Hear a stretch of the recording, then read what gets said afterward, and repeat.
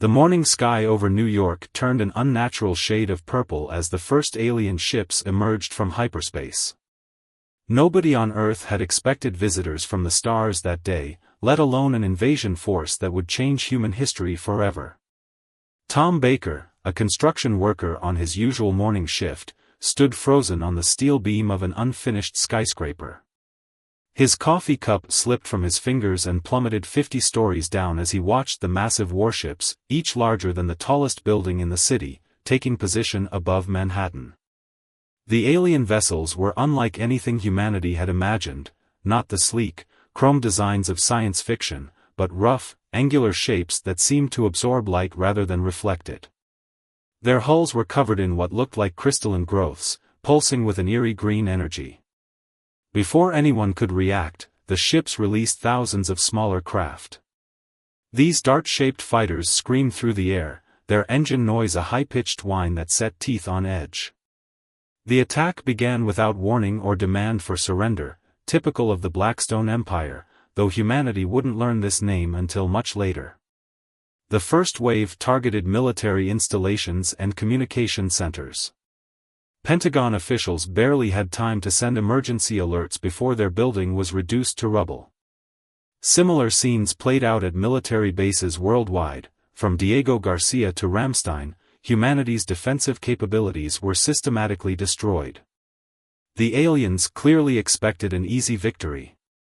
Their intelligence suggested Earth was a backwater world, barely able to reach its own moon. They had studied human warfare and concluded that Earth's militaries would be helpless against their advanced technology. In many ways, they were right, conventional weapons barely scratched their shields. What the Blackstone Empire failed to account for was humanity's greatest strength, adaptability. As major cities worldwide came under attack, people didn't panic as the aliens expected. Instead, something remarkable happened. Construction workers like Tom used their equipment in unexpected ways, turning cranes into impromptu anti-aircraft weapons. Engineers began analyzing the alien technology even as they ran for shelter, looking for weaknesses to exploit. In New York, Tom watched as his fellow workers quickly organized. They used their construction equipment to rescue people from burning buildings, created makeshift medical stations in subway tunnels, and began gathering materials that could be used for resistance. The aliens had expected chaos and surrender. Instead, they found determination and ingenuity. The first day of the invasion ended with the aliens in control of most major cities, but they were already discovering that occupying Earth would be far more challenging than conquering it. As darkness fell over New York, Tom and countless others across the globe were already preparing for something the aliens hadn't counted on, an insurgency unlike anything the galaxy had ever seen. In underground bunkers and hidden facilities, military scientists worked frantically to understand the alien technology from the few damaged fighters that had been brought down. Every piece of wreckage was a puzzle piece, every captured weapon a potential key to survival. What the Blackstone Empire didn't realize was that they had just attacked a species that had spent its entire history fighting against overwhelming odds. From the earliest days of hunting mammoths with spears to surviving ice ages and natural disasters, humanity had never accepted defeat as final. As Tom helped set up a resistance headquarters in the unfinished building's basement, he remembered something his grandfather, a World War II veteran, used to say: "The most dangerous enemy is the one who doesn't know how to quit." The aliens were about to learn this lesson the hard way. The first day of the invasion was ending, but humanity's story was just beginning. The galaxy would soon learn why you should never corner a species that had turned survival into an art form. 3 days into the invasion, the Blackstone Empire was facing a situation they had never encountered before. Their superior technology wasn't translating into the easy victory their military commanders had promised. Instead, they were dealing with a species that turned everything, literally everything, into a weapon. In London, taxi drivers used their detailed knowledge of the city's maze-like streets to help resistance fighters disappear into thin air. The aliens' advanced tracking systems were confused by the underground's complex network of tunnels, many of which weren't even on official maps. Dr. Bill Smith, working in his small research lab in Boston, made a breakthrough that would change the course of the war. While examining a damaged alien fighter, he noticed something peculiar about their shield technology. It was designed to stop high-energy weapons and explosives, but had a crucial weakness: it couldn't handle sustained low-frequency vibrations. They built their defenses expecting us to attack with missiles and bombs, Dr. Smith explained to the hastily assembled Resistance Council. They never thought we'd think to use sound waves. Within hours, engineers worldwide were converting ordinary construction equipment and music speakers into weapons that could disrupt alien shield systems. The aliens were learning another harsh lesson about humanity: the species' ability to share and adapt information was unprecedented. Despite the invaders' attempts to shut down the internet, humans found ways to communicate. Ham radio operators, once considered hobbyists, became the backbone of a global resistance network. In Japan, a group of teenage gamers noticed that the alien fighter pilots followed predictable attack patterns, much like video game AI. They used this knowledge to help military strategists develop more effective defensive tactics. The aliens, who had never encountered the concept of video games, couldn't understand how their supposedly superior combat algorithms were being countered by children. Meanwhile, Tom Baker and his construction crew in New York had discovered another weakness. The crystalline growths on alien ships, which powered their advanced technology, reacted badly to common concrete dust. What started as an accidental discovery when a half-finished building was demolished turned into a deliberate strategy. Construction sites became ammunition factories, producing bags of fine powder that could disable alien technology. The Blackstone Empire's commanders were baffled. Their reports back to their homeworld became increasingly confused: the humans are using primitive sonic devices to disable our shields. They are weaponizing their building materials. They are coordinating resistance efforts using technology we considered obsolete. Every time we adapt to their tactics, they develop new ones. Most disturbing to the aliens was humanity's psychological resilience. In their previous conquests, species would become demoralized and surrender after their major cities were occupied. Humans, however, seemed to become more determined with each setback.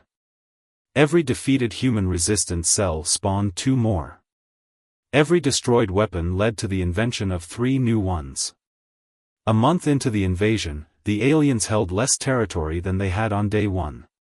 Their casualties were mounting, not from massive battles, but from countless small engagements where humans used their ingenuity and knowledge of their environment to overcome superior technology. In their arrogance, the Blackstone Empire had made a fundamental mistake. They had assumed that a species' advancement could be measured solely by their technology level. They had weather tracking systems, Mary explained to military leaders via a secure radio link. They didn't think we'd think to look for them there. Within days, every surviving weather station on Earth became a vital military asset, providing real-time intelligence on alien fleet movements. The discovery proved crucial for Dr. Smith's sonic weapon strategy. Now humans could target alien ships before they even became visible. The Blackstone Empire's commanders were shocked to find their supposedly undetectable stealth ships being ambushed with increasing regularity. In New York, Tom Baker and his construction team had evolved their tactics. They didn't just use concrete dust anymore. They had created a network of traps throughout the city's skeleton of unfinished buildings. The aliens, used to fighting in open space, found themselves at a severe disadvantage in the urban jungle. "It's like Home Alone, but with aliens," one of Tom's crew members joked, referring to the old movie. The comparison was surprisingly apt. Humans were using their intimate knowledge of their environment to create elaborate traps and ambushes that the aliens never saw coming. The Resistance's greatest victory came when they captured their first intact alien ship. It happened in Brazil, where local engineers had modified industrial fans used in coffee bean drying to create massive sonic disruption fields. When an alien scout ship crashed nearly intact, humanity got its first real look at their enemy's technology. What they found inside the ship stunned everyone. The Blackstone Empire's supposedly advanced technology was actually quite inefficient. They had focused on brute force approaches, bigger engines, stronger weapons, harder shields. They had never needed to develop elegant solutions because they had always had the resources to overwhelm their opponents. They're like a bodybuilder trying to win a ballet competition, Dr. Smith observed as he studied the captured ship. All that power, but no finesse. This revelation led to a fundamental shift in humanity's strategy. Instead of trying to match the aliens' power, they would exploit their lack of efficiency. Meanwhile, the aliens were facing another unexpected problem: their own technology was beginning to fail them. The crystalline power sources they relied on were showing strange reactions to Earth's magnetic field. No one understood why until a group of geology students in South Africa made the connection. Earth's magnetic field is constantly shifting and changing, explained one student over the resistance network. Their crystals evolved in a system with a stable magnetic field. Our planet's dynamic field is literally giving their technology a headache.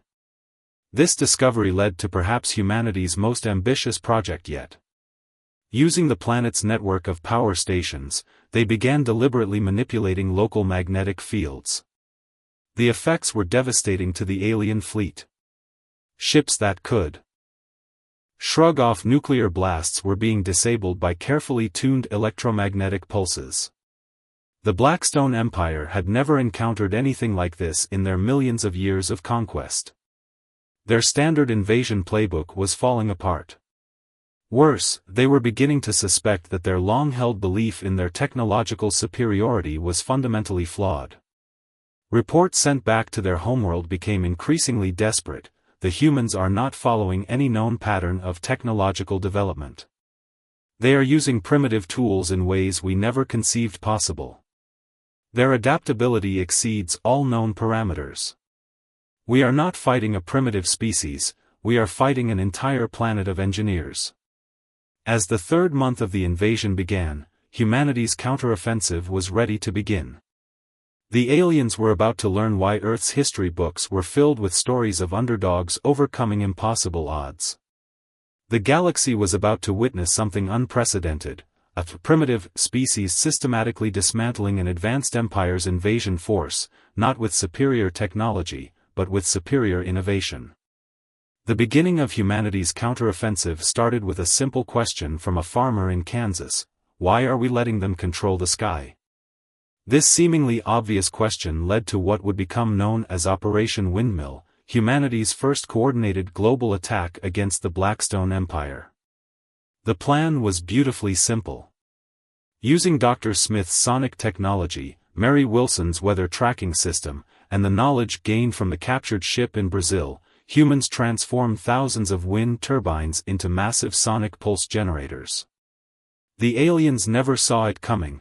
They had dismissed wind farms as primitive power generation systems. They're so focused on looking for weapons that they don't realize everything on Earth can become a weapon, Tom Baker observed from his command center in the now fortified construction site. His team had spread their concrete dust tactics to resistance cells worldwide, and now they were ready to play their part in the global counterattack. The operation began during a seemingly normal day. The aliens had grown accustomed to Earth's weather patterns and paid no attention to the rising wind speeds across multiple continents. That was their first mistake. When the wind turbines across the globe began spinning at precisely calculated speeds, they created a synchronized sonic pulse that shattered alien shields across the planet. In that moment of vulnerability, humanity struck back. Construction crews used their equipment to launch clouds of concrete dust into the air. Weather stations directed these clouds with precision, using wind patterns to guide them toward the alien ships. The crystalline power sources on the alien vessels began failing as they were coated with the fine powder. But humanity wasn't done. In orbit, something extraordinary was happening. The International Space Station, which the aliens had arrogantly ignored as primitive, revealed its secret transformation. Over the past months, astronauts had modified it into a massive electromagnetic pulse generator, using parts salvaged from disabled alien ships. The Blackstone Empire's commanders watched in horror as their supposedly invincible fleet was caught in a three-pronged attack: sonic pulses from below, concrete dust in the atmosphere, and electromagnetic disruption from above. Ships began falling from the sky, their crews forced to abandon their dying vessels. The aliens attempted to regroup and counterattack, but found themselves facing another surprise. The humans had learned to pilot the captured alien vessels, but with modifications that reflected Earth's unique approach to warfare. The stolen ships had been stripped down, made more efficient, and equipped with hybrid systems that combined alien and human technology. Dr. Smith's team had made a breakthrough in understanding the alien ships' power systems. Their technology is like a bodybuilder who never learned proper technique, he explained to military leaders. We've redesigned their systems to be lean and efficient, like a martial artist rather than a brute. The modified ships proved devastating in combat. While alien vessels relied on overwhelming power, the human-modified versions used speed and agility. They darted between the larger alien ships, targeting weak points that only Earth's experience with guerrilla warfare could have identified. In New York, Tom's construction crew watched as alien ships fell from the sky like metal rain. But they weren't celebrating yet, they had learned early on that every victory needed to be secured. Teams of workers were already moving out to secure the crashed ships, using their construction equipment to quickly build containment structures around them. The Blackstone Empire's commanders were facing a catastrophic reality. Their invasion force was being systematically dismantled by the very primitives they had come to conquer.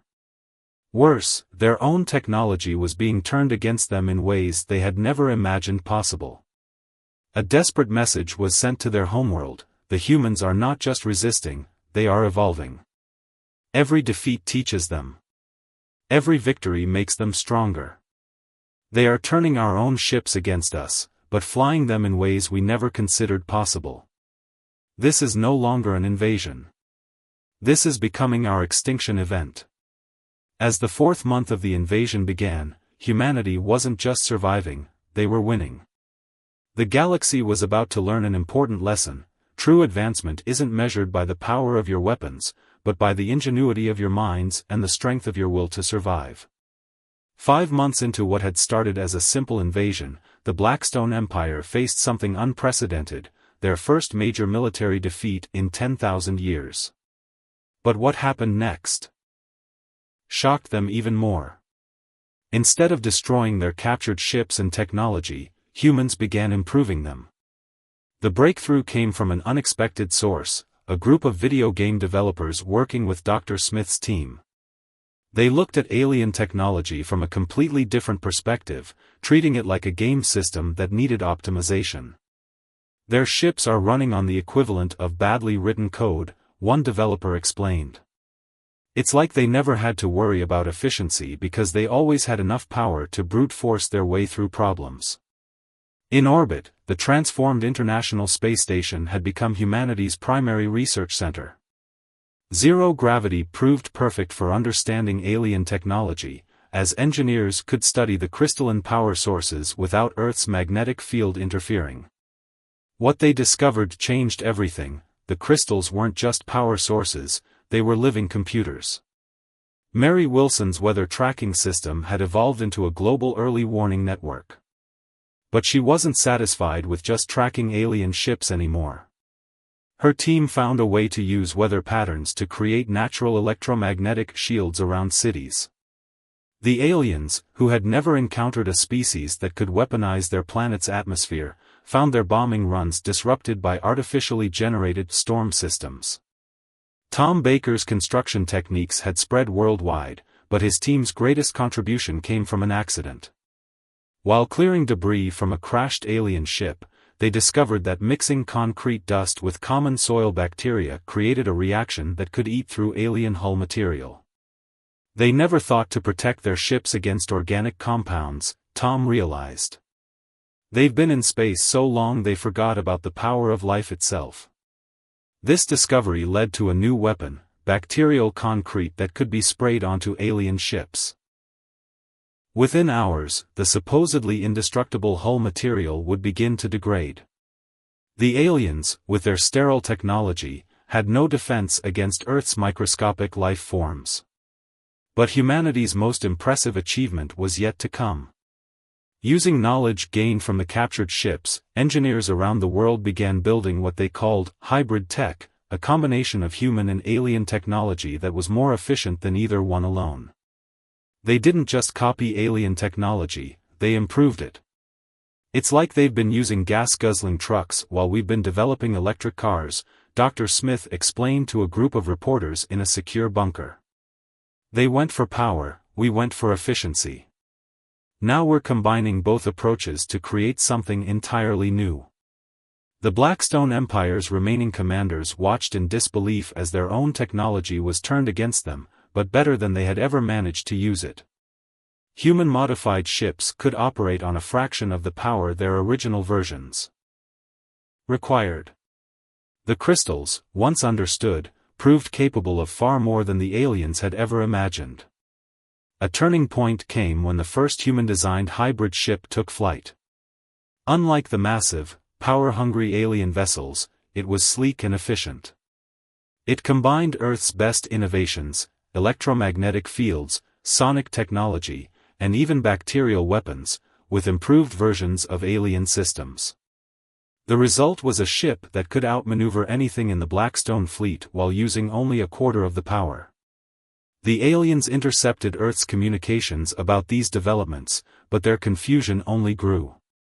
Every report seemed impossible: humans integrating biological systems with crystalline technology, weapons that used the planet's magnetic field, ships that seemed to defy the laws of physics as the Blackstone Empire understood them. One alien commander's final report before retreating became famous across the galaxy: "They are not just using our technology, they are revealing its true potential. In 5 months, they have achieved advances that took us millennia. We thought we were gods among primitives, but we were children playing with toys we never fully understood." As the 6th month approached, humanity wasn't just defeating the invasion, they were revolutionizing warfare itself. The galaxy was about to learn that innovation born from desperation could achieve more than millennia of complacent advancement. 6 months after the invasion began, the Blackstone Empire made their final desperate attempt to salvage their failing conquest. They launched their ultimate weapon, a massive dreadnought that had conquered 1,000 worlds. The ship emerged from hyperspace like a metal moon, casting a shadow over half of North America. But Earth was ready.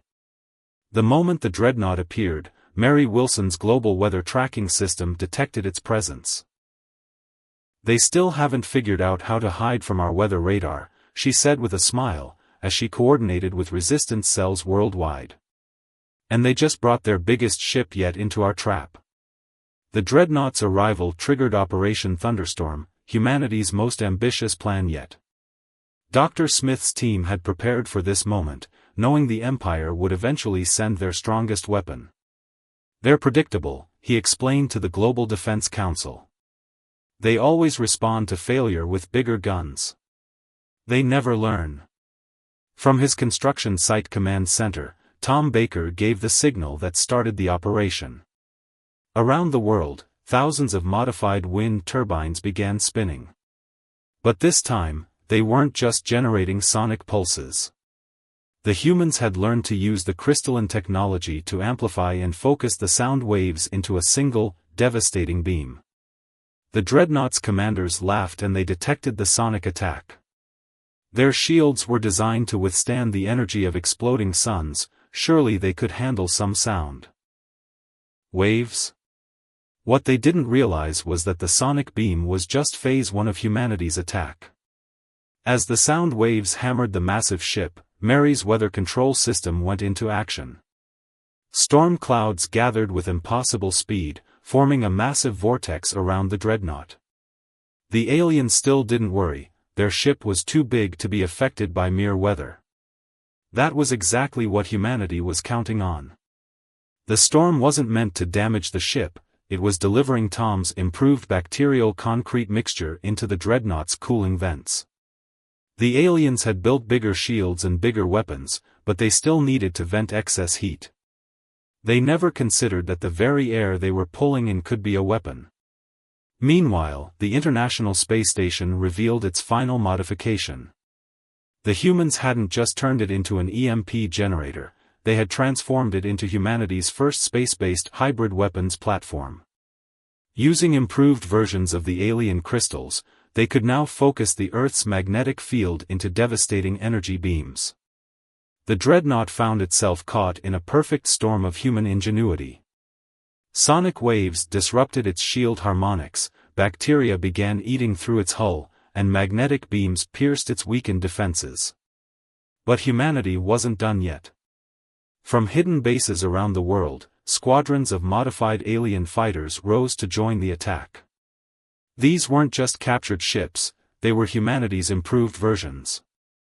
Smaller, faster, and more efficient, they swarmed around the massive dreadnought like angry bees. Where the original alien ships needed crews of 5, humans had streamlined them to be operated by a single pilot. "Look at that beautiful mess," Tom said, watching through binoculars as the massive ship tried to fight back. They built a planet killer, and were taking it down with construction equipment, weather control, and some angry bacteria. The dreadnought's commanders realized too late that size wasn't everything. Their massive weapons couldn't track the nimble human-modified fighters. Their thick armor meant nothing against microscopic bacteria. Their powerful shields couldn't stop attacks that came from Earth's own magnetic field. As their mighty ship began to fall apart around them, the alien commanders sent their final message to the Blackstone Empire: "Do not send reinforcements. This planet is not worth the cost." The humans, they don't just adapt to technology, they improve it. They have taken our greatest weapons and shown us that we never truly understood them. Retreat. Retreat while you still can. The galaxy's greatest military power was learning a harsh lesson: true strength doesn't come from having the biggest weapons, but from having the creativity to use whatever weapons you have in ways your enemy never imagined possible. The fall of the Blackstone Empire's mighty dreadnought marked more than just the end of Earth's invasion, it marked the beginning of humanity's entrance onto the galactic stage. As news of the Empire's defeat spread across the stars, Earth became the subject of intense interest from other civilizations who had long lived under the Empire's shadow. The first diplomatic vessels arrived just days after the dreadnought's destruction. Unlike the Empire's aggressive warships, these were smaller, peaceful craft carrying representatives from dozens of alien species. They came not to fight, but to learn from the primitives who had accomplished the impossible. Tom Baker found himself giving tours to alien diplomats through the construction sites of New York, explaining how simple concrete dust had helped defeat one of the galaxy's most advanced civilizations. "The funny thing is," he told them, "we never wanted to be warriors. We're builders by nature. The Empire just forced us to get creative with our building tools." Dr. Smith's laboratory became a center for galactic technological exchange. Scientists from across the stars came to study how humans had improved upon the crystalline technology that the Empire had monopolized for millennia. "They kept asking how we made such advances in months when it took them thousands of years," he said. The answer was simple: we had to. Necessity forced us to think differently. Mary Wilson's weather tracking system revolutionized planetary defense across the galaxy. Other worlds began studying their own atmospheres and magnetic fields, learning to use their planet's natural forces as shields and weapons. "Every planet has its own personality," she explained to a group of alien meteorologists. "You just have to learn to work with it instead of against it." The International Space Station, once considered primitive by the Empire, became the galaxy's premier research center for hybrid technology. Alien scientists worked alongside human engineers, combining different approaches to create innovations that neither species could have developed alone. The station's success led to the construction of similar facilities around other worlds. But perhaps the most significant change came in how the galaxy viewed technological advancement. The Blackstone Empire had always measured progress by raw power, bigger ships, stronger weapons, harder shields. Humanity showed the galaxy a different path, one that valued efficiency, adaptability, and innovation over brute force. Earth's bacterial concrete became the foundation for a new field of organic technology. Other species began experimenting with combining biological elements with mechanical systems, creating technologies that could grow, adapt, and even repair themselves. The Empire's sterile, power-hungry approach to technology suddenly seemed outdated and wasteful. The human-modified alien fighters became the template for a new generation of spacecraft. Smaller, more efficient vessels replaced the massive capital ships that had dominated space warfare for millennia. "Why build a mountain when a well-placed lever can move one?" became a popular saying among galactic engineers. 1 year after the invasion began, Earth hosted the first Galactic Innovation Summit. Representatives from hundreds of worlds gathered to share ideas and technologies. The summit's location was symbolic. It was held in the renovated shell of the fallen dreadnought, which had been transformed into a massive conference center. Tom Baker gave the opening speech, standing where alien commanders had once plotted Earth's conquest. "The Empire thought they were testing our weapons," he told the assembled delegates, "but they were really testing our creativity, our adaptability, and our will to survive. They thought they were superior because they had powerful technology. We showed them that true power lies not in having advanced technology, but in having the wisdom to use it well." The galaxy learned many lessons from Earth's victory, but perhaps the most important was this: never judge a species by their apparent level of technology. The most primitive tool in creative hands can overcome the most advanced weapon wielded without imagination. As humanity stepped onto the galactic stage, they brought with them a revolution in thinking about technology, warfare, and progress itself. The age of brute force was over. The age of innovation had begun. And it all started because an empire made the mistake of underestimating a bunch of primitives who refused to accept defeat.